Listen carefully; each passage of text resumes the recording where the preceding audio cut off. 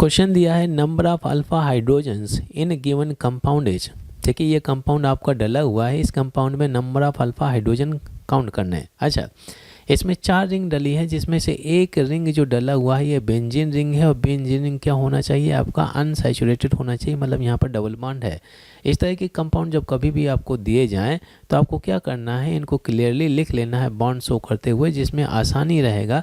ये बॉन्ड है, किसी पोजीशन में भी शो कर सकते हैं, कुछ फर्क नहीं पड़ने वाला आंसर में, ठीक है। और एक नीचे रिंग लगा हुआ, लीजिए मैंने लगा दिया, और आपका साइड में एक रिंग लगा हुआ, ये आपका कंपाउंड डला है, ठीक है। अच्छा, यहाँ पे जो डबल बॉन्डेड सिस्टम है, तो डबल बॉन्डेड सिस्टम में हम अल्फ़ा हाइड्रोजन कैसे काउंट करते हैं, ये चीज़ तो आप लोगों ने सीखा हुआ है। जैसे मेरे पास में एक कंपाउंड है CH3 और CH, ये आपका डबल बॉन्ड और CH2 हो गया, ठीक है। तो डबल बॉन्डेड कार्बन का जो नेक्स्ट कार्बन होता है उसे हम अल्फ़ा कार्बन बोलते हैं। इस अल्फ़ा कार्बन की कंडीशन क्या है कि ये हमेशा sp3 हाइब्रिडाइज होना चाहिए। अगर ये sp2 होगा या sp होगा तो इसे हम अल्फ़ा कार्बन नहीं बोल सकते हैं, ठीक है, अल्फ़ा कार्बन नहीं बोलेंगे। केवल sp3 हाइब्रिडाइज कार्बन को ही अल्फ़ा कार्बन बोला जाएगा, और अल्फ़ा कार्बन में लगे हुए हाइड्रोजन को हम बोलते हैं अल्फ़ा हाइड्रोजन, वही हमें काउंट करना है, ठीक है। ये चीज़ बिल्कुल केयरफुल रहेंगे काउंट करने में। तो यहाँ पे ये जो एग्जांपल मैंने लिया हुआ है, तो इसमें total number of alpha hydrogen कितने होने चाहिए, 3 अल्फ़ा हाइड्रोजन होने चाहिए, क्योंकि ये आपका अल्फ़ा कार्बन हो गया, ठीक है। अब देखिए आते हैं क्वेश्चन में। इस कंपाउंड में ये तो आपका डबल बॉन्डेड कार्बन है, ये जो कार्बन लगा है, तो इस कार्बन का नेक्स्ट कार्बन क्या, ये sp3 हाइब्रिडाइज होगा ऑफ कोर्स, तो ये आपका अल्फ़ा कार्बन हो गया। अब इसके बाद में ये जो डबल बॉन्डेड सिस्टम है, डबल बॉन्डेड सिस्टम का ये जो कार्बन है, इस कार्बन का जो नेक्स्ट कार्बन है क्या, ये sp3 हाइब्रिडाइज होगा, इसे भी मैं अल्फ़ा कार्बन बोल सकता हूँ, ठीक है।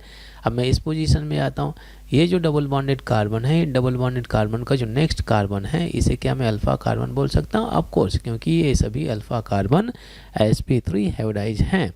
अब मैं आता हूँ इस डबल बॉन्डेड कार्बन का जो नेक्स्ट कार्बन है, ये कार्बन क्या, ये sp3 हाइब्रिडाइज है, ऑफ कोर्स, तो ये भी आपका अल्फ़ा कार्बन हो गया, ठीक है। अच्छा, ये जो डबल बॉन्डेड कार्बन है, अगर मैं इधर जाता हूँ तो ये कार्बन हो गया, तो इसे क्या मैं अल्फ़ा कार्बन बोल सकता हूँ, बिल्कुल नहीं, क्योंकि ये जो कार्बन है आपका ये sp2 हाइब्रिडाइज है। आप sp2 हाइब्रिडाइज को अल्फ़ा कार्बन नहीं बोल सकते हैं, ठीक है, अल्फ़ा कार्बन नहीं बोल सकते हैं, ये इंपॉर्टेंट पॉइंट है। अब इन अल्फ़ा कार्बन में कितने हाइड्रोजन लगे हैं हम काउंट कर लेते हैं, ठीक है। अब देखिए इस अल्फ़ा कार्बन ने कितने बॉन्ड शो करके रखे हैं, 2, तो मतलब यहाँ पर 2 हाइड्रोजन होने चाहिए, अच्छी बात है। अच्छा, इस कार्बन ने 3 बॉन्ड शो करके रखे हैं, तो यहाँ पर एक ही अल्फ़ा हाइड्रोजन होना चाहिए, ठीक है। इस कार्बन ने भी, इसने केवल 3 बॉन्ड शो करके रखे हैं, तो यहाँ पर भी एक अल्फ़ा हाइड्रोजन होना चाहिए।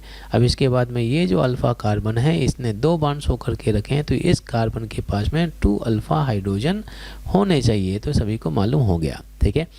अब टोटल काउंट करना है क्या, हाँ, number of alpha hydrogen, total number of alpha hydrogen हमें काउंट करना है, तो कितना हो गया, 2 + 1 + 1 + 2, तो टोटल नंबर कितना आ जाता है, 6 अल्फ़ा हाइड्रोजन इस कंपाउंड में हमें मिल जाते हैं।